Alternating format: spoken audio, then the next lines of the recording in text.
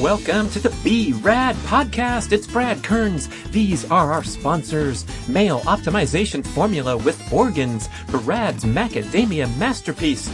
Perfect Keto Ketone Supplements. Carol Fit Stationary Bike. Organifi Superfood. Viore Clothing. And Let's Get Check.com Home Testing. And please visit the bradkearns.com shop page for my personal selection of favorite products for health, fitness, and peak performance with great discount offers. And now here we go with the show, mofo. It's wonderful when we reach this point in life, whatever it may be, not necessarily dependent on age, but it's where we're not dependent on outcome. And when we can reach a place where, even if momentarily, we can sort of surrender that notion of outcome dependency, then we have the chance to live a real life, a true life. You know, you go over to somebody's house and you bring your chocolate chip cookies or whatever brownies you made, and you're like, people are like, those are awesome. You make the best chocolate chip cookies. Have you ever thought about starting a business? Well, thank you. Yeah. Let me just pause for a moment and tell your listeners, please call me if you're thinking about that, because I can tell you all the pitfalls of scale. So making, 1 pound of chocolate in your kitchen is not the same thing as making 200 pounds of it in a little factory. One of the ways that you hold on to the tether is by asking yourself the question, how much is enough? And this is where it all begins. And by the way, it's a moving target. When you're in your 30s, how much is enough is going to be different than when you're in your 70s. Or how much is enough Instagram likes or whatever, or how much is enough revenue for your business. These things are going to change. But can you at least just ask yourself the question? Hey, listeners, get ready. We are going to go deep and talk to a very interesting, kind, evolved, and intensely driven, competitive human being, entrepreneur by the name of Shawn Askionsie. Those of us in the deep chocolate appreciation connoisseur realm will recognize that last name. He is the proprietor of Askinosie Chocolate. And in my searches far and wide across the globe right now, currently ranking in the top spot are my two favorite bars from Askinosie, and that would be the 88% dark chocolate and the dark chocolate peppermint. Absolutely exquisite, mind-blowing. You're going to learn a fair amount about artisan chocolate in this show, but we also are going to centerpiece the discussion around his new book, which is titled Meaningful Work: A Quest to Do Great Business, Find Your Calling, and Feed Your Soul. What a beautiful and descriptive subtitle. And Shawn's story is really captivating. I think a lot of us can relate because he talks about this sort of career burnout situation where he ascended to a really high level. He was a high pressure, high profile trial lawyer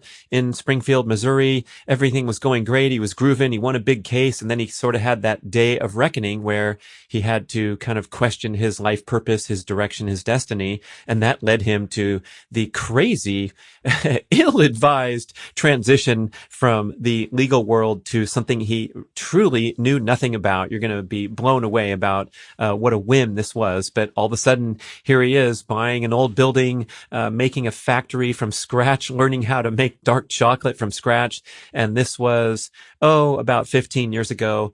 And that was back in the day when there wasn't many bean to bar artisan chocolate makers. Now there's hundreds in America alone. So he kind of was the trendsetter in this wonderful emerging business. And it's really important to learn about the distinction between the mass-produced chocolate, which Shawn comes straight out, pulls no punches, and says, look, you're buying the product of slave labor from poorly regulated countries in Africa, versus his business model where he has traveled across the world to countries like Tanzania and the Philippines and met these farmers and does business dealings directly with them. They do profit sharing where they translate their accounting books into the native language and actually reward these farmers and fairly compensate them. And so when you purchase a premium product that's been thoughtfully produced and sourced, you feel better inside. You're making the world a better place, and you're also getting an exquisite creation. And hopefully you'll all get as passionate about dark chocolate as I am after listening to this show. And Shawn's won a lot of awards with his products. He loves to compete. He loves to put out the best product, but he also has a really interesting twist on his business strategy. And you're going to learn about concepts like reverse scale instead of obsessing with growth, getting really good at being just the right size and keeping tethered is his word, tethered to your original dream of why you started the business. So we're going to go deep in this show. It's going to get a little spiritual. It's going to be a journey of self-reflection. Shawn's going to give you guidance about creating your vision of greatness. That is your dream for the future, for the next 10 years, let's say, and getting very specific and detailed, but doing it the right way and getting your shit together in terms of mind, body, and soul before you sit down to write this narrative. Fun stuff like that interwoven with this great entrepreneurial story and a fine education about artisan dark chocolate. What a great show with Shawn Askionsie. Enjoy. I have Shawn Askionsie here. Did I pronounce that correctly? You did. If you haven't heard of this name, people, then you're not eating the best chocolate in the world. Those of us watching on YouTube, I have one of your bars here, probably the best one, dark chocolate peppermint, in my opinion. But we're going to have a wonderful conversation because not only are you a acclaimed chocolatier, the journey to get there has been really fascinating, and I think something of great inspiration to many people that are dreaming of the most fulfilling, exciting, lively career.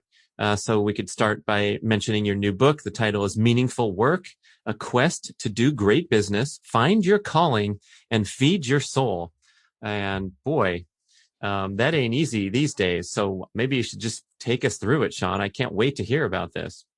Well, thank you. Thanks for having me. I'm excited to speak with you. And and isn't this the way it is, especially once you get a little miles on you, or you have them literally and figuratively in all ways. But in my way, the age years, the reflection can be a little deeper. And so for me, as I look back on this, it's the journey of determining and kind of finding another inspiration and passion after my law career is probably the real story and not the chocolate. And here I am in chocolate. And one of the things that we say all the time in my little factory, my little chocolate factory, is it's not about the chocolate, it's about the chocolate.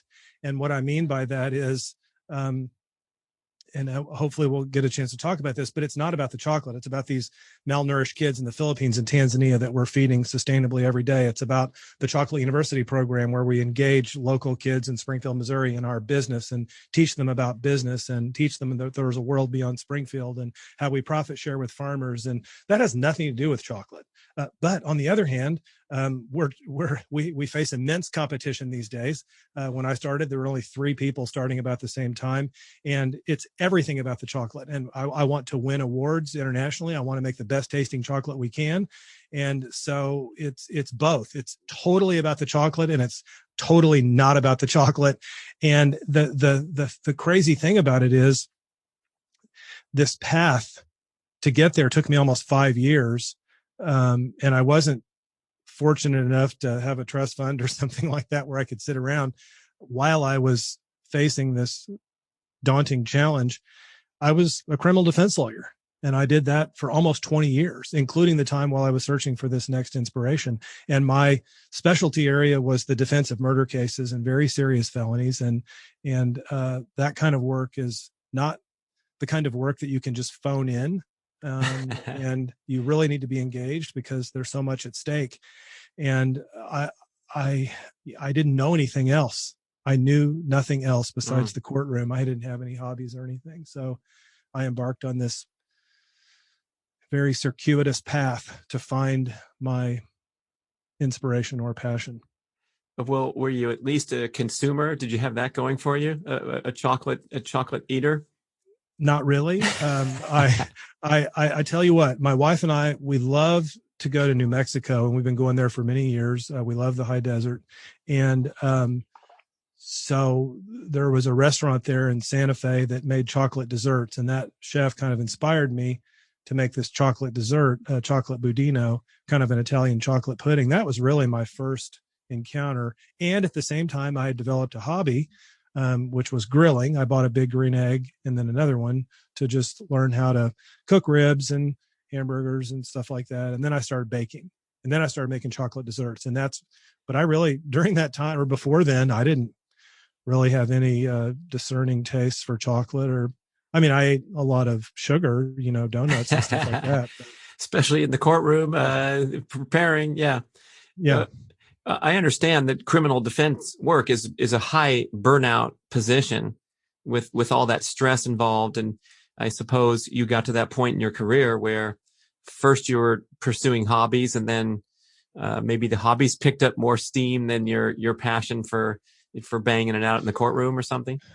Well, it was the reverse. So this passion for trial work and for the courtroom, I'd had much of my life. My dad was a criminal defense lawyer, and I grew up with it. And then he died when I was young, and so I wanted to follow in his footsteps. And there was just this real drive, and it didn't feel like work. And so I could, be working weekends and trying to better understand DNA evidence or blood spatter or gunshot residue or whatever it may be. And I loved it. But I didn't lose a jury trial in all those years. And I at the conclusion of a murder trial, and I write about this a little bit in the book, but it was a successful conclusion. I believed in the case. It was really, really hard fought. The jury was sequestered, very high profile. And it just kind of hit me. There was a moment right before the judge decided what he was going to do and take it away from the jury, and he was going to decide to put my client on probation for murder, which doesn't happen. And I just said, I don't know what's going on. I won. I have this money. I have attention. I can take whatever cases I want. It's just something's not right. That's when I started looking for hobbies and thinking that I could sort of, at first I thought I could kind of buy my way out of it. In other words, I thought I could purchase something. This is when I was in my early 40s. And so I bought a convertible Mercedes thinking that would, that would solve all of my problems. And it didn't. And then that's when I said, you know what, I probably need some hobbies if I'm going to find a new passion. That's how that started. So it was really just this jolt, outside the courtroom. And then I started having panic attacks, and that really told me, but I didn't know they were panic attacks at the time. I thought maybe I was having a heart attack in the courtroom, and I ended up spending the night in the hospital. And my doctor he basically just said, "You're fine. You need to go see a psychologist," which I did. So you had this victory, which was the thing that caused you for contemplation. And I can kind of relate to the athletic world where, they just had that documentary, The Weight of Gold, where these athletes come home with a sense of emptiness after they've achieved the highest pinnacle. And I think if you're so results oriented in life, you do have that day of reckoning when everything goes your way. And then it's like, then what? And perhaps that was the courtroom model of the Olympic gold medal.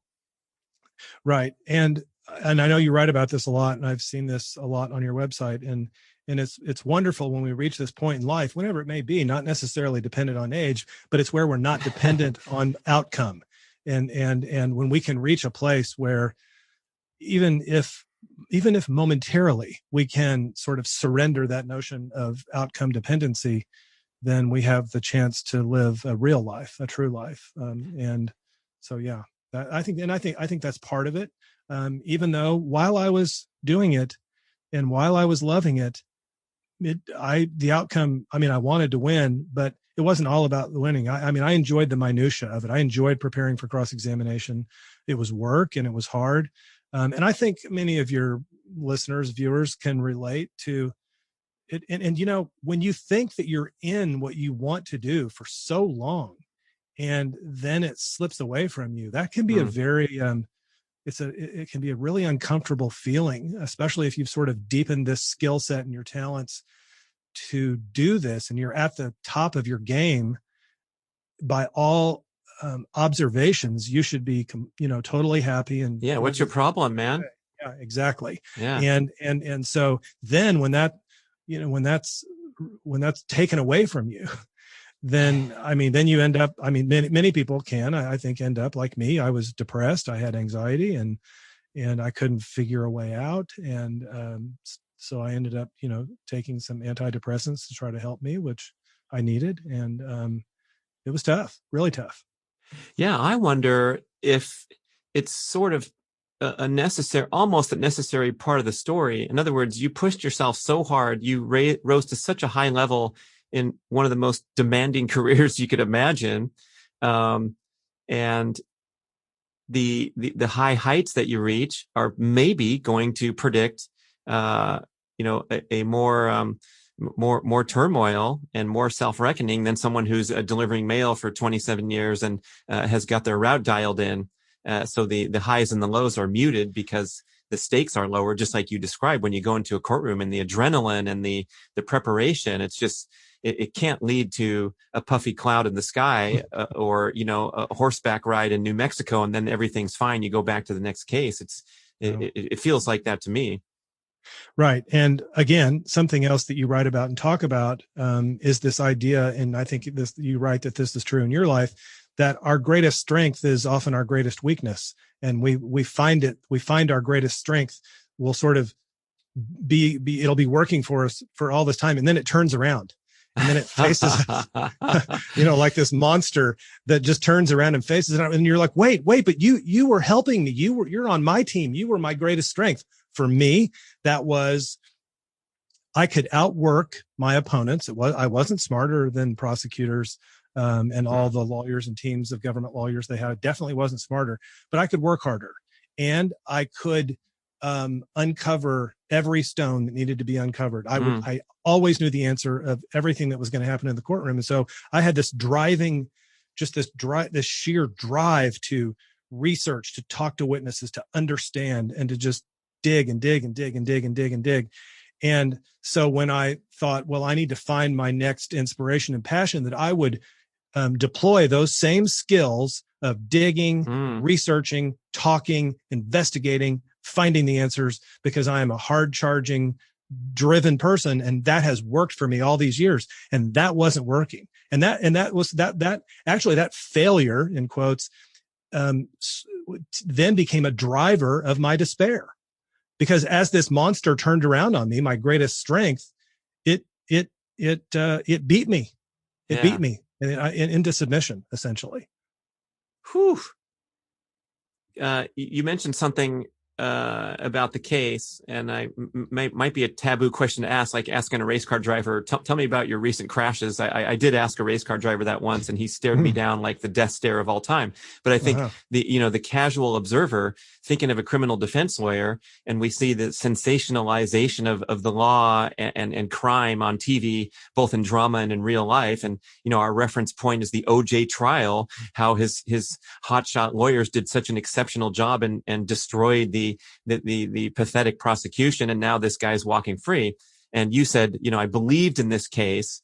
And so I'm wondering, like, were there cases that you didn't believe in and you're still compelled to go do the digging and do your due diligence, even though maybe your mind and your heart is in a different spot based on the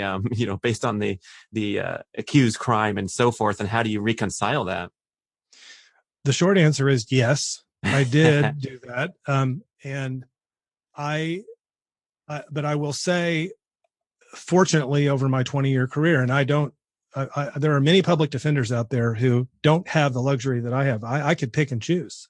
So I could decide if I wanted to ski down the black slope or not. A public defender has no choice.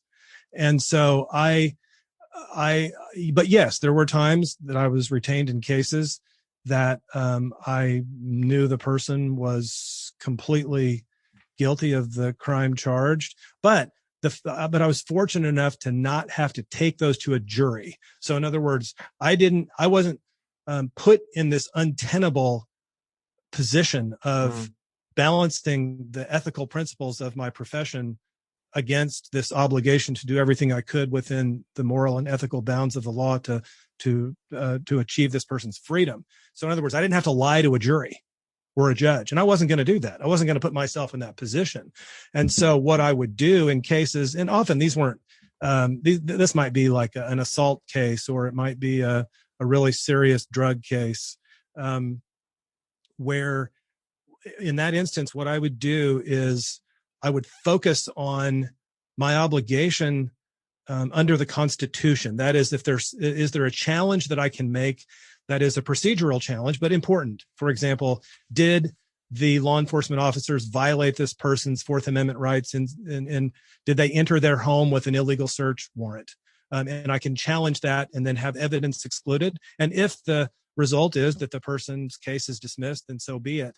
And I felt completely good about that because I believed that I was doing what I was supposed to do to defend this person's rights under the Constitution. I was following my constitutional obligation, and I was protecting your rights, not you, but the collective you, the royal you, in the event that you are innocent and charged and your rights are violated by law enforcement. You want people like me who've come before you to make sure that the law is followed and that we are a country of laws, and that we follow the rule of law. That's very important. And I took that really seriously.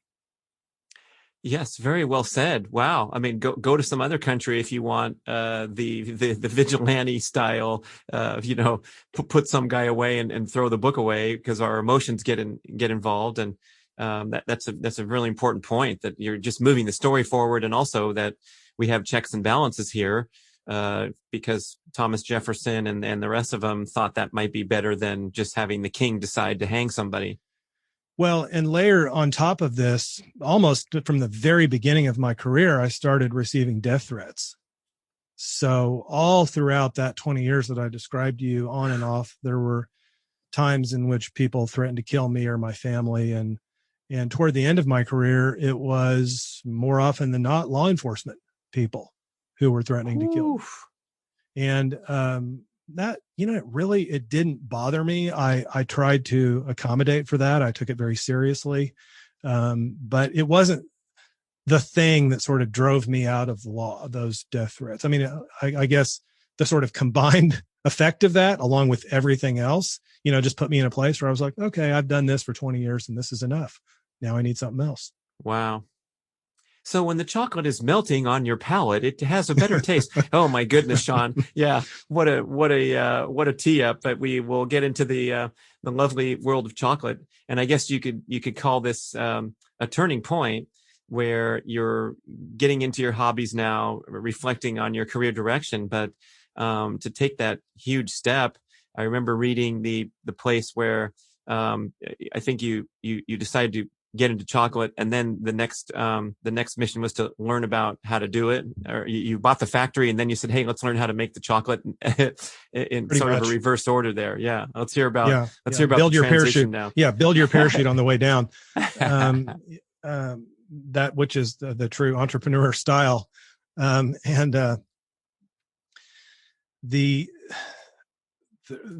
was a kind of a light bulb moment, and we can, should you want, explore that later. But there was kind of this light bulb moment about making chocolate from scratch, and at that point, it really wasn't being done in America. And so, is that so? What year was this? Yeah. When I started looking at this, it was 2005. That's the light bulb moment for me. There was one other company in San Francisco, Scharfenberger, and in 2005 they sold to Hershey. And then there were about three of us at the same time that were kind of starting this in different parts of the country. Really didn't know each other. But when I had this aha moment in 2005, within 3 months of that light bulb, I was in the Amazon, and I was learning from farmers how they influence the flavor of chocolate by how they harvest cocoa beans. I came back from that transformative experience and began to figure out how to wind down my law practice, which took a year. I bought a building, started buying equipment from around the world, did not know how to make chocolate on a larger scale. I could make it, in my office, my law office. The paralegals and admin assistants would help me make chocolate just in small batches. But it's one thing, people think about this all the time. They're like, you go over to somebody's house, or at least in the before times, and you'd bring your chocolate chip cookies or whatever brownies you made. And you're like, people are like, those are awesome. You make the best chocolate chip cookies. Have you ever thought about starting a business? Well, thank you. Yeah. Let me just pause for a moment and tell your listeners, please call me if you're thinking about that, because I can tell you all the pitfalls of scale. So making, 1 pound of chocolate in your kitchen is not the same thing as making 200 pounds of it in a little factory. Whew, man, I really had to learn my lessons because I didn't know how to do that. It was a whole different ball game than making it in my kitchen. So yeah, I bought all this equipment. I bought the factory. I'd renovated it. That took a year. I'd wound down my law practice, and here I was, and I could not temper the chocolate. I couldn't get it made. It really freaked me out for about 4 months. I mean, I stood in a little part of my building trying to temper the chocolate, and ultimately I bought a piece of equipment from Germany and called it Temperer, and a beautiful piece of equipment, and that solved my technical problem. But so it started then, and my first chocolate bar was in May of 2007, and we've been buying from farmers and doing it ever since. So this factory was it was something else, and you had to completely spec it out for chocolate. Yeah, it was nothing. I mean, it was a 100-year-old building in a revitalizing part of our community that near a homeless shelter. The part of my factory didn't have a concrete floor. It was just dirt. So, I mean, it literally was a 100-year-old building. I think it had been used as a cobbler repair place and a railroad supply. And yeah, it was nothing. It didn't have it had no electricity in it. Hope you got a good deal on it. You know what? They're begging you to move in. The city of Springfield's handing you a key. Well, my not my motto, but my practice is to buy high and sell low. That's what's happened to me. So I don't know that I've probably improved the property value a little bit, but it's fine. Yeah, but it's a little factory that I spec'd out and then learned how to use. So when you're making it in your law office with the bright young law student who on summer internship, who knew that was going to happen when they took the job, but how do you make it in small batches? Because are you talking about going from bean to bar, or are you starting with some?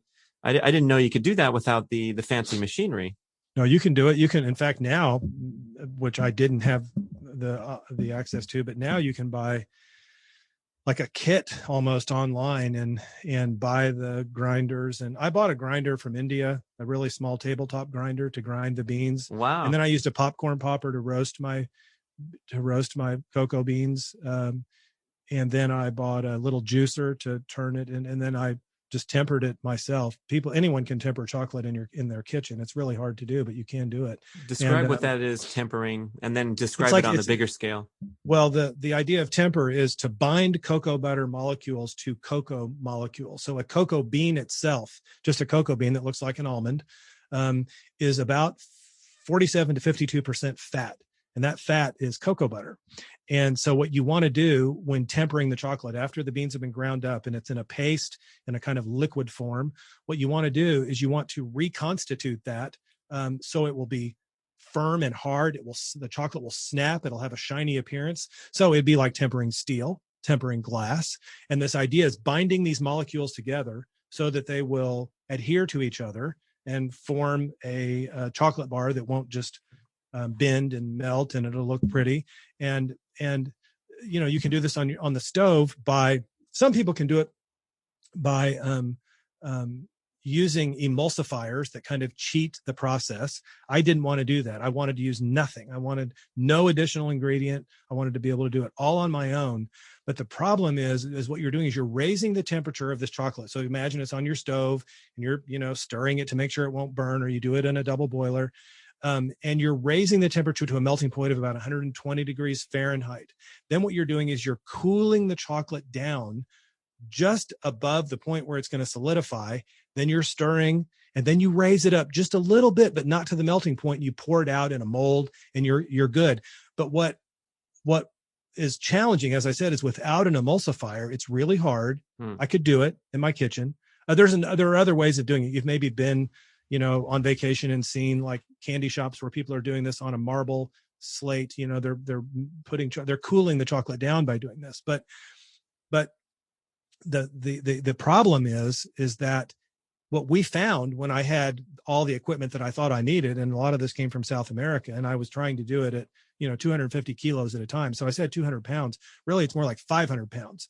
Mm-hmm. And so the problem is, if we were off by 1/10 of a degree, we lost the whole batch. It was a day of production. Now, the good news is we could remelt it and start again at 120 degrees and melt out all the cocoa butter crystals. And then we'd have to retemper it all over again. I couldn't do that. I stood, like a 10 by 10 space trying to do that for 4 months. And this German tempering machine sort of automates that process that I described of raising and lowering the temperature so perfectly. And it's a very cool process that the way this machine works. And so it kind of it was able to control the temperature. That's the bottom line. It was able to control the temperature. But I mean, oh man, I look back on those times and I really wondered, have I made a big mistake here? What have I done? I mean, I could easily have at that point have gone back into the courtroom, but man, it was tough. It sounds like you were trying to go in between the home enthusiast and the giant factories who have, running production at Hershey's or what have you.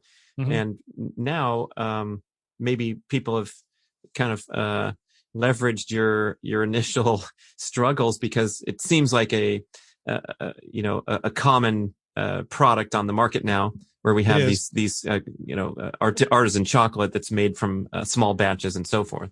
Yeah, I started, like I said, there were about 3 of us. Now there's, 250 in the United States. I don't know. Wow. In the USA only. Yeah. Mm-hmm. Yeah. Uh-huh. Well, a rising tide floats all boats. I studied economics at UC Santa Barbara and remember that abundance theory of the marketplace, where he was smiling. People that aren't watching on YouTube, he was smiling when he said there's 250 people making artisan chocolate now, because now it's a fantastic market segment. It is.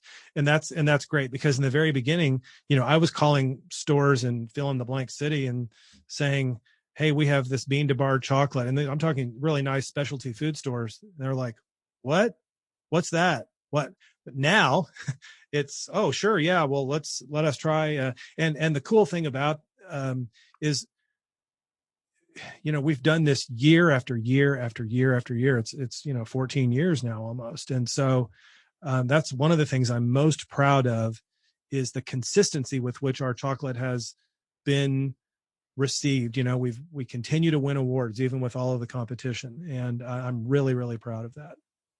So you got the tempering down, you got the machine, you're good to go. You high five everybody all around when you do a successful production run. But then I imagine it was an uphill battle to get into the market. How did that go? In the beginning, it was really challenging because, we were selling, an expensive chocolate bar. Back then, it might have been $7.50 for 3 ounces. Now it's $8.50. But, San Francisco, New York, Chicago, those were our markets. And it was tough. It was, I would say, pretty tough, but we didn't use a distributor. I wanted to do it myself. In other words, me and the other people, I wanted to be able to call stores, let them know who we were, tell them our, 10-second story if I could, or 15 seconds, whatever they would let me say. And I wanted to do it that way, as opposed to having a distributor. And yes, of course, it does help with margin if you don't have a distributor, and we still don't to this day. And we sell to about 900 stores around the country. Wow. And we're small. We're 17 people full time. And that's by design. And so it was hard. We started selling online back in those days, and now we sell a lot online, and we have an ingredient part of our business where we sell the same chocolate, but to, places like Intelligentsia Coffee in Chicago. All of their hot cocos and mochas use our chocolate, and bakeries use it. And this has been a really hard year, though, for that part of the business, for restaurants that have had to close. So that's been tough. Sure. So you talk about by design that you're at this point of 17 full-time employees. There's a concept that you detail in the book called reverse scale. I'd love to hear more about that. When I started the business, I knew that I wanted to work directly with farmers, and I do that, and I have done that every year since I started. And I buy beans right now in the Philippines, in Tanzania, in Ecuador, and in the Amazon. And some of these farmers, like the one in Ecuador, I've been buying from him, since my first purchase was 2006. And I've been buying from him every year. And we have another load of beans that will leave in a couple of weeks from Ecuador. And so I have long-term relationships with farmers. And in the case in in the Philippines. It was in 2008. We just had a container leave from there 2 weeks ago. I just sent contracts to the farmers in Tanzania yesterday. I've been working with them since 2010. And so I'm in constant contact with the farmers and have been during COVID time. And before that, I went there every year. I went to all these farms. So when I was getting ready to go to the Philippines in January last year, it would have been my 46th origin trip to go meet with farmers. Wow. And so, yeah. And so, I want to have a relationship with them. I want to see them. We profit share with them. We bring our financials translated into their language.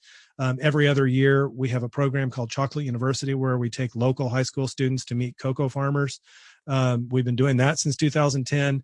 And the reason I'm bringing all this up in the context of your question is because reverse scale, that's a chapter in my book. And it's tied to this idea that we are culturally conditioned to think if we're going to start a business or start a thing or do a thing, that it needs to grow. It needs to be scalable, scale. And why is that? Well, how quickly can it scale? Well, the Chamber of Commerce wants to know if your business is going to scale because it's jobs for the community. Your friends want to know because it means you're going to be rich. Your investors want to know because they want a 40% return on their money. And it's in many circles in entrepreneurial life, it's a sort of mark of success that my business is such a great idea that it really is truly scalable. And therefore you should think that I'm great. And so I'm trying to push against that idea. Yes, of course. And now we know more than ever that there are absolutely exceptions to that rule. Like what? How about a vaccine, for example? Yes, we want to scale the what out of that stuff. I mean, we want it to go. Food relief, disaster relief. Yes, let's scale it. But what I want to ask people is, do you have an idea that to you is valuable and maybe it only affects one person? And is that enough? Yes, it's enough. Push against this idea that we have to grow for the sake of growth. We're at this place where people all they're doing is trying to grow so fast that they spend their lives trying to find the person that's going to replace them so they can then move higher up on the ladder. And then there will be somebody beneath them that's doing the same thing. And before you know it, what happens, especially as an entrepreneur, really anyone, what happens before you know it is you've lost the sense of the reason of why you joined the business in the first place or why you started the thing. And what happens is you've lost the tether to your reason to do it in the beginning, and you didn't have a practice to hold on to it. So what I ask people to do is to develop a practice, a discipline of holding on to the tether of your idea of why you started, and don't lose it. And I'm not suggesting that scale and tether are mutually exclusive, but what I am saying is that if you don't pay attention to it, they can exclude each other. And so for me, for example, I have had experiences in Tanzania that I can point to and that I do write about in the book that are, for lack of a better term, divine. They are lifting the veil of eternity, if you will. Maybe Eckhart Tolle would say the eternal now, or that I have had these moments of piercing through the veil or experiencing the veil lifting, and they have been so powerful. And often, where we're, taking students and watching them, experience Tanzania for the first time. And if I had been spending my time consumed with growth, I might have not taken that trip. I would have delegated that to someone else, and I would have perhaps lost out on divine experiences in my life in the last 10 or 15 years. And so I will do everything I can to hold on to that tether. And one of the ways that you hold on to the tether is by asking yourself the question, which I write about in chapter 3, which is titled, how much is enough? How much is enough? And this Right. is where it all begins. And it, by the way, it's a moving target. When you're in your 30s, how much is enough is going to be different than when you're in your 70s. Or how much is enough Instagram likes or whatever, or how much is enough Facebook followers, or how much is enough revenue for your business. You know, these things are going to change, but can you at least just ask yourself the question and maybe, you know, write it down and contemplate it and think about it? Because if you do, it's a lot easier to stay tethered. Yeah, I think the cultural forces are so powerful that it pushes us away from even contemplating how we want to live our own life, especially when you're in these refined professions where the so much is demanded of you, and you kind of are you know, feeling swept away that well, I guess I better take on this next case because I'm, you know, the best guy for the job, or what have you, rather than saying, well, you may be the best guy for the job, and maybe your chocolate's the favorite I've ever tasted in the world, and if it grew tenfold, you know, that wouldn't be, everyone would be tasting more great chocolate, but it's your life, Shawn. It's not mine. So we could still find you. But that does give me a follow-up question of what if the demand is there and people are begging for your bars, and now you have to raise the price. You've only raised the price $1 in many years. That's crazy. But you know, would you come to that point where you'd literally shut your door and say we're out of stock? Or would you maybe, is it possible, and this now is off asking anyone, back to the book and the lessons, is there a way that you could maneuver this where you could still be the guy traveling to Tanzania, but now you have a CEO who looks at all the money numbers and the hiring decisions and what stuff you're not interested in? Yeah, that's, well, the take your last question first. Answer, yes. And I've done this now for long enough that I would feel comfortable hiring a president or CEO should that opportunity come up. So yes, I would absolutely be open to that. And I would have had a track record of 15 years of doing it myself. So I know what it feels like. And I would feel okay with that. As to your other question, we have done that. We have put in an out of stock sign on products. We have turned away customers. I can think of just even, you know, in this past year where we've had customers for a long time, and I would tell you their name and you would absolutely recognize their name, famous ice cream maker. And we just said, we can't make enough to meet your demand. And we really like you and we've appreciated the relationship, but we can't do it. We've done that twice with really big customers in the last year. And we've had products before where we just say, you know, we can't make this anymore. It's a very popular product. We put it on what we call vacation, which means maybe it'll come back from vacation, maybe it won't. But we've done this, and so yes, it absolutely has happened. And the genesis of this idea of how much is enough is really what some would call the sufficiency economy. And for me, I have a real life experience with this because I've been going to a Trappist monastery about an hour and a half from my house for 20 years. It's called Assumption Abbey. I talked with my spiritual director the day before yesterday. He's 90. He's been a monk there since 1952. And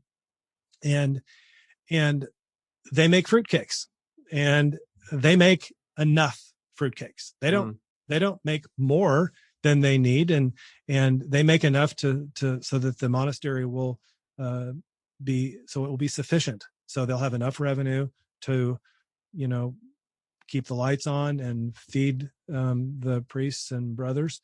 And this is the way monasteries are run around the world. We know that there are famous examples with Trappist beer in Europe where, you know, they make what they make, and when it's out, it's out. And so you can't do that though if you don't have a really refined sense of what you need. And by that, I mean, what do you need to cover debt service? What kind of cash flow do you need? What kind of insurance plan do you need for your employees? And while it's true that sometimes it may mean that you need to grow top line revenue, and yeah, you can do that, that's sure, but you're doing it with purpose and you're doing it with an understanding of what is sufficient.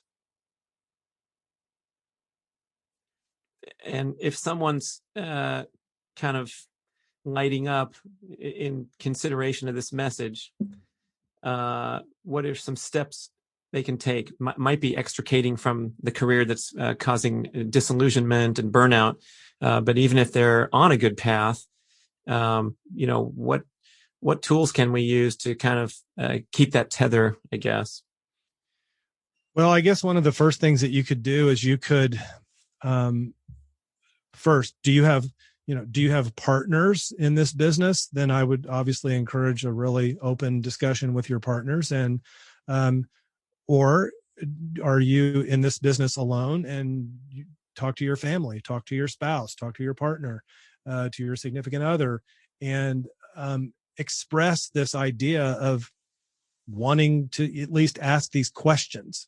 Because just, as I was saying, sometimes just putting the question in our head can really open up a flow of understanding and awareness that we've never even experienced before. Just the question alone. So what would I recommend? First, talk to the people around you. Who are the people who you need input from, and they need input from you, so they don't think you're going off on some kind of weird tangent, and get their understanding. And then I think the second thing that you can do, and I talk about this a lot in the book, and that is to write a vision of greatness, a long-term vision of greatness for you personally, for your firm, for your idea, or for your life. And I talk about in the book, writing a 10-year vision of greatness. I didn't come up with this, but one of my best friends is Ari Weinzweig, who co-founded Zingerman's Deli in Ann Arbor, Michigan. He's written about this extensively. And I, write about it in my book. And I've done this with middle school students in Tanzania, in Swahili, helping them write a 3-year vision of greatness. The farmer group that we work with in Tanzania, we facilitated their 10-year vision of greatness. These are farmers that weren't thinking into next month, and now they're thinking. So when you can write a vision of greatness for yourself, and in that story, and by the way, these aren't bullet points, it's not an outline, it's a story. It's got paragraphs, it's got narrative, it has verisimilitude, where you're describing it all. You're narrating the senses, and this is what's happening in my 10-year vision of greatness. And you will, in that vision, write about sufficiency. Now, I think you would say, great, lovely. But one of the things that we need to remember is we need to put or I would say it this way, we need to put our true selves in the best place possible to contemplate these questions. So that means we need to prepare our minds, our bodies, and our spirits for this question. We need to do that. And that means, how do we put our bodies physically in the best place to be able to send and receive these kind of messages? And for me, the mind, I would say more important to me is the true self, as Thomas Merton would have called it, or as some would say, consciousness or awareness. Or in my faith tradition, I would say the soul. So if we can discover our true nature, and begin a path of discovery of our true nature, our true selves, and put our body in a place for that discovery, that's when these very important, deep questions of sufficiency can begin to percolate in ways that we would not have expected. Let's dial back all the way. We're rewinding the tape now to the beginning of the conversation. When I said that I am a type A, hard charging, driven person. That's part of my DNA. That ain't going to change. That's not going to change. But that strength prevented me from the things that we're now talking about. I wanted to research the crap out of it. I wanted to talk to everybody. I wanted to power my way through it. But what I'm suggesting is that if we can find a place of surrender, and if we can find a place of connecting with our true nature and our true selves, that is not power. That is not powering through it, right? I mean, that's not what that is. And it's like the opposite of that. And so that is the place where answers to all of these questions that we're talking about will arise.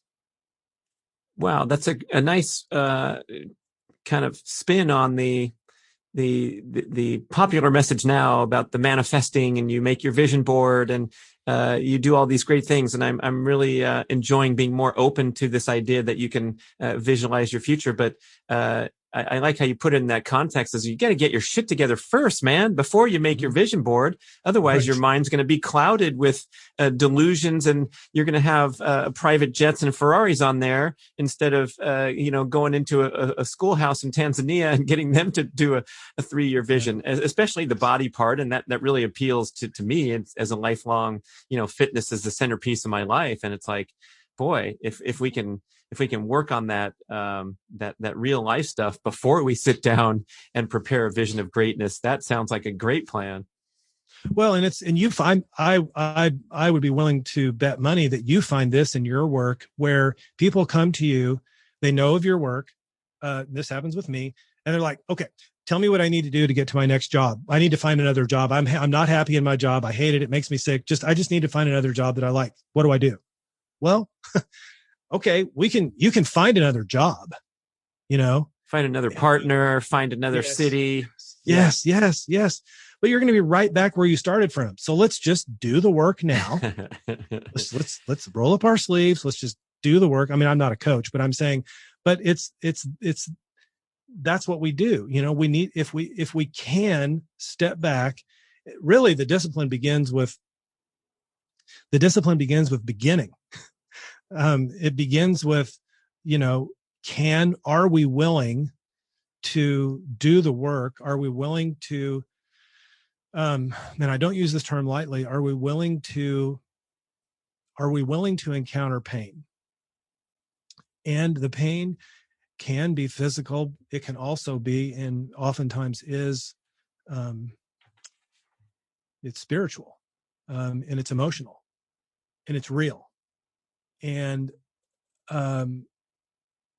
that often is not the most tantalizing offer to someone when they are dissatisfied, or it's not a great sales pitch, to say, well, would you like a little emotional and physical pain with this? And it's because, but you know what? Eventually, I think people get there, if they're serious about this work. Yeah, I mean, just being open to taking a baby step in that direction and experiencing a tiny bit of pain, such as second guessing your career path as a highly driven, successful criminal defense lawyer. That's pain right there on the surface of it. Well, Michael Singer, who wrote Untethered Soul, and I love that book, he says that surrender is perhaps the greatest form of worship. And I love that. Because surrender means that it means letting go. It doesn't mean plan B will help me. It means letting go, and that can take all sorts of forms. But one of them is that you begin to shed expectations of what you thought your life would be, and what you think it will be. And it's very challenging to reach or connect our true selves, our true nature, without surrender. And there's a book that my spiritual director recommended a long time ago by a French monk in the 18th century, Jean-Pierre de Caussade, and the book is called The Joy of Full Surrender. And again, it was written in the 18th century, and many say that this book is almost like the first notion of Zen Christianity. And you can imagine, I mean, with the title, The Joy of Full Surrender, I mean, that's a very Buddhist notion. But to me, this is where I think this is where this is the place where it all resides, I think. And it's not a one-time thing, right? I mean, we don't surrender once. Okay, hey, I did it. I surrendered. Now I'm on the golden path. I'm stuck on there forever. Yeah, no, it's for many, and like for me, I mean, it's every day, or sometimes minute by minute. Sure. Right. Keep checking yourself. Yeah. Everybody take a deep breath now. Oh boy. Before I let you go, I'd love to talk about the sophistication of what a real quality bean to bar product is versus what we're getting bombed with in the marketplace because I became a dark chocolate fan. We know that milk chocolate's got too much sugar and we're trying to be healthy. So I switched to dark chocolate years ago, and I would go to a national chain store and get their $1.57. Tasted pretty good, I thought. But now we open up this huge picture of, staying away from, let's say, child labor and, unhealthy production practices. And then, you're talking about it's kind of unfathomable in this day and age that you're getting on a plane and traveling over to meet the guy who's making the beans that's going in the bar. It's kind of an unusual deal here. And so if anyone's interested in, upping their game and the quality of food they consume and what that purchasing dollar does, I'd love to get your spiel on that. There are many who say, even in the, sort of sophisticated segment of the market that this is now, as you pointed out, bean to bar chocolate is everywhere. But there are many who say, gee whiz, you want me to pay $10 for this chocolate bar? What a ripoff. I say to them, well, let's talk about that $2 bar that you'd like to buy at the convenience store. Let's say it's a, Mars, a Snickers bar, or Hershey's or whatever. That, sir or ma'am, is a ripoff. And the reason it's a ripoff is because that chocolate bar was made on the backs of slaves. Now, that is the epitome of ripoff. And the supply chain for the biggest chocolate companies in the world, let's start with Barry Callebaut, which makes the biggest, they're the biggest chocolate company in the world. They make the Tony's Chocolonely bar that has the word slave free on it. They themselves are one of the greatest bad actors in this child slave labor supply chain on the planet. And a lot of people don't even realize that because they make so many different chocolate bars for people. But let's think about for a minute that the U.S. Department of Labor, in conjunction with the University of Chicago, came out with their a report in this past fall that said there are 1.58 million child slaves in West Africa and Ghana and Ivory Coast in the cocoa supply chain.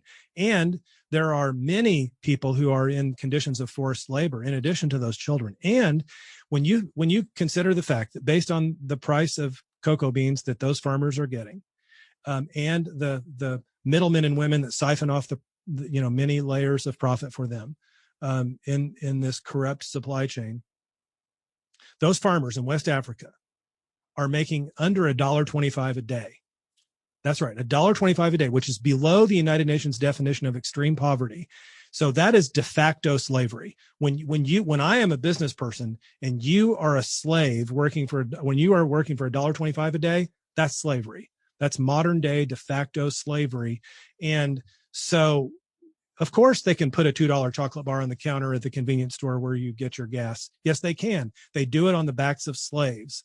And by the way, should they decide to do the right thing and eradicate slavery from their supply chains and pay the farmers a lot more money for their cocoa beans, their profit margins would even hardly erode even slightly without raising the bar the price so of the inexpensive bar. anyway. Yeah. Yes, it's pennies. The amount of chocolate that's in these bars is so minuscule to begin with, but it would be a measure of pennies. And oh, by the way, chocolate is so inelastic that study after study has shown that the chocolate industry, the big chocolate makers, raise their prices and people still buy it. That's the definition of, you're the economics guy. That's inelasticity. And so that means that they could pay these farmers more money.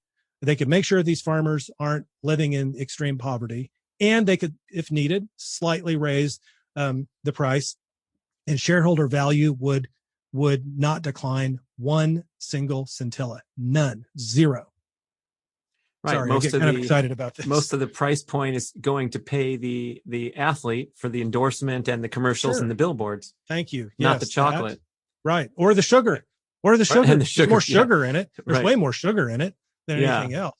So as we trend down the line of trying to source a more quality product, I had a chocolate expert named Torreya Rodriguez on the show, and we talked about this at length, so listeners can go back and listen to that. But it seems like we have the potential to be fooled by maybe this in-between type of brand and talk Right. about the ingredient list, and when we're paying $3.79 rather than 50 cents for the candy bar, but we're Right. getting something at Whole Foods that says dark chocolate with a portion of the proceeds go to save the Jaguar.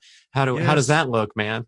Well, this is a real problem. What you have, and by the way, the problem that you've just now highlighted, it's not just chocolate. It's everything. And so what's happening is we live in this age of just unbelievable amounts of information. But what has happened is the desire for mindful or ethical consumption and purchasing hasn't yet reached the stage of technology so that those two things can come together in a way of ease and convenience, because it's on us, it's on the consumers, and by the way, it's on the retailers. So this is, it's on Walmart, it's on Target, it's on these folks to say, you know what, we have the knowledge, we now know, and we're not going to put up with it. And so for consumers, it's harder because you have these companies, like I said, like Tony's Chocolate Only. They sell a cheap chocolate bar and it has slave free all over it and pretty packaging. But what people don't know is Barry Callebaut makes that chocolate bar for them. And Barry Callebaut is right now a defendant in litigation because they have child slave labor in their supply chain. So Barry Callebaut is profitable as a company because of slavery. And yet Tony's is having them make their chocolate for them and they slap slavery. That's where, there's so much social washing going on in our world. There's greenwashing, social washing, and we just have to be careful about it. And sometimes people say, look, I just want to buy a chocolate bar. Can you just leave me alone? I mean, I just want okay. You know what? I understand, but I'm not going to stop telling people that this is wrong. It's not right. So what about that $4 bar that seemingly has good languaging on it and the marketing message is fuzzy? You got to do the research. This is what makes it hard. This is why I think that's what I'm saying. Eventually what's going to happen, and blockchain will be one of the technologies that does this. Eventually, you're going to be able to walk up to Whole Foods. You're going to be able to take your phone and you're going to literally be able to go like that over the bar. And it's going to tell you everything that you want to know about the bar, that you want to know, the truth of what you want to know. And I believe that blockchain will be one of the technologies to help with that. Here's the other thing. I only have 17 employees. On my website, I have something called the transparency report. It's not a fancy infograph. It's an Excel spreadsheet that lists every bean purchase I've ever made at the company, how much we paid the farmers, who we paid, how that compared to the world market price, how it compares to the fair trade price, how it compares to the farm gate price, and then draws conclusions. If people want to just read the conclusions and not spend their time with you, it's audited. And here's the deal. I've been doing this for 14 years and people say, well, how can I trust you? Trust is a character state that is built over time. So like if you're my customer, like if we finish this call and you buy some chocolate, or, if your listeners happen to buy some chocolate, then great. And if they stay with us for several years, and if they follow us on social media or they, read our, posts or whatever, they'll begin to get a sense of who we are as people. Right. And they will eventually develop a trust relationship with me and my daughter, Lauren, who I run the business with. And she's my co-author in the book. And people will, they trust us. That is this thing that because of who we are. Khalil Gibran said, if you bake a bread with indifference, you bake a bitter bread that feeds but half man's hunger. Well, I don't make chocolate with indifference. You don't do what you do with indifference. And the result is the product and service that we deliver is not bitter. It isn't bitter. And anyone can do this. I don't care what you sell, product, service, or whatever. It's inextricably part of who you are. And eventually over time, this character state of trust is built and people see it for what it is. But it's hard because it takes time. Well, it's the same with writing a book or doing a podcast or publishing a YouTube video of me exercising and telling people this is my workout. And absolutely. we're getting faked left and right. It's really easy to get faked out. So I think it lands, 95% on the consumer. Unfortunately, it's a sad state of affairs, but we have all kinds of storytelling in the ancestral health scene about how the United States government and the lobbying has been dispensing, flawed and dated health advice and pounding it down our throats, so that I still get to sit down with dinner with friends, family, whoever, and they say, well, what about this red meat causes cancer article that I just read? And boy, it's a exhausting battle.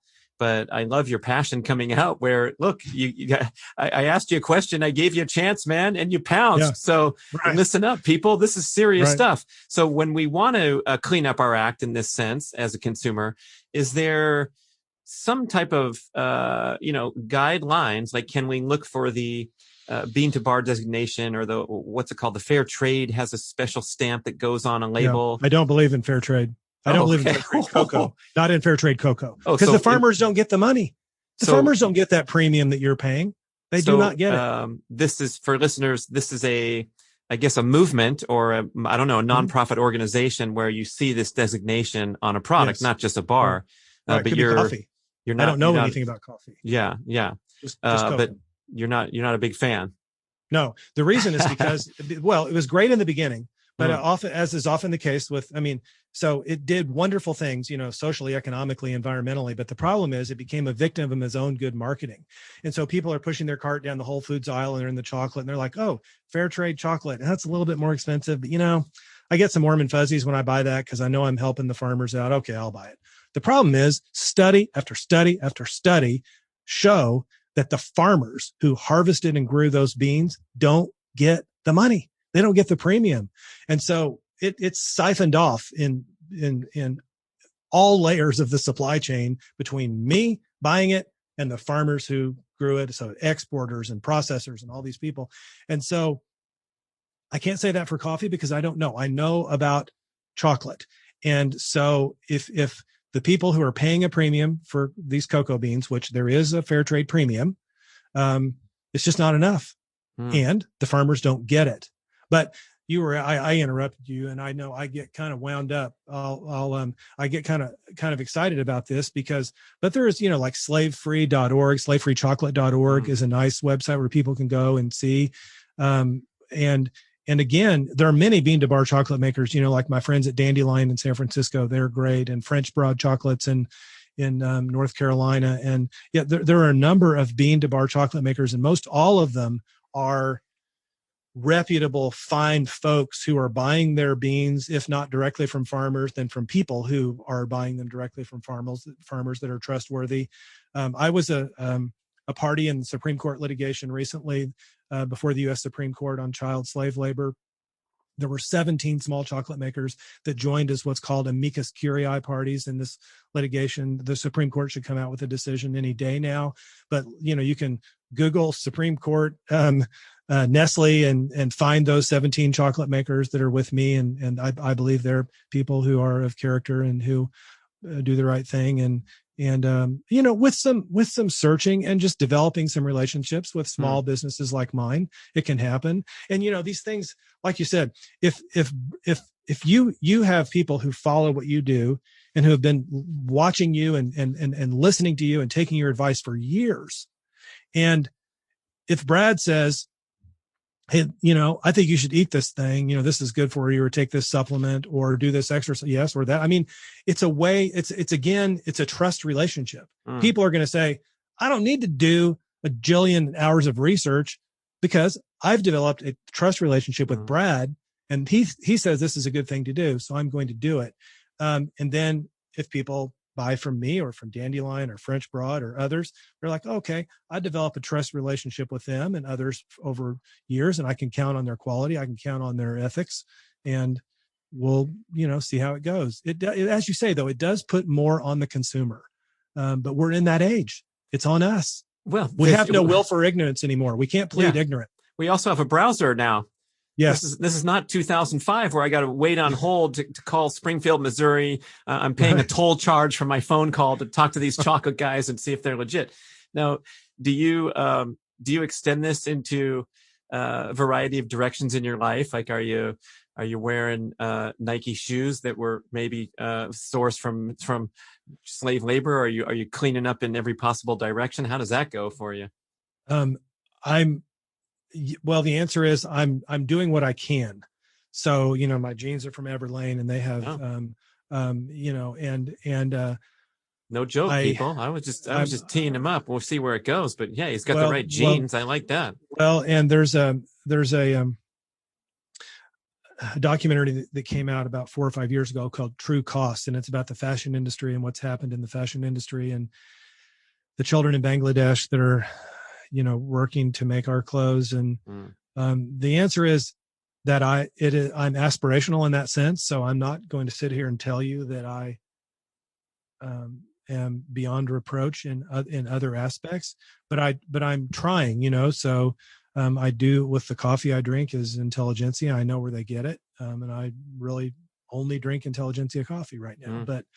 But so I try to do it, and I've also reached this place in my prayer and meditation life where I want to see things. In other words, I want the convergence of these issues that we're talking about, not just in chocolate, but in all areas. So in other words, I want to receive those pieces of information that I need to receive, that I need to know about, so that I can start asking questions.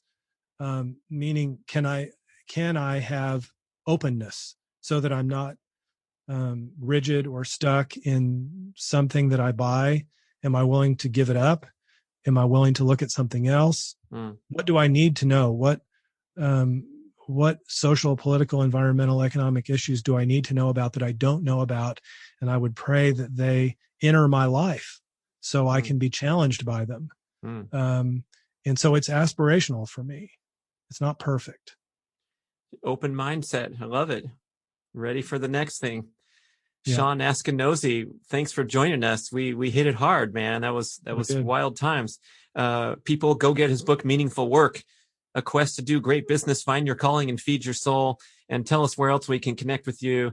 Of course, we're going to go buy the chocolate direct or at retailers, but I love shopping at askinosie.com and getting the peppermint, the orange, the peanut butter. It's one of a kind. I have to compliment you. And I don't think we connected on that level. I think it was your book promotions and all that said, hey, let's do a podcast. But it just happened. I'm like, wait a second, that's the last name of my favorite chocolate. And then here we are talking about everything, man.